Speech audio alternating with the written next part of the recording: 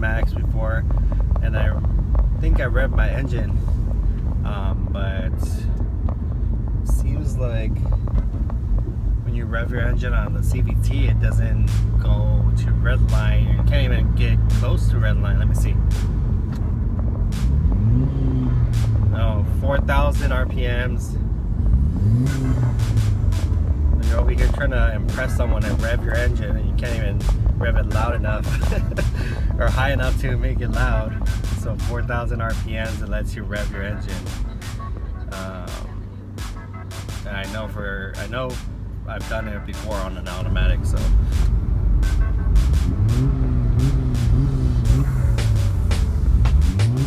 So I also was thinking maybe it's because it's a turbo, but I think I've seen other people put their turbos in their 6-shift turbo Subarus, and they're able to rev their engine higher. Maybe it's different for CVTs. Let me know.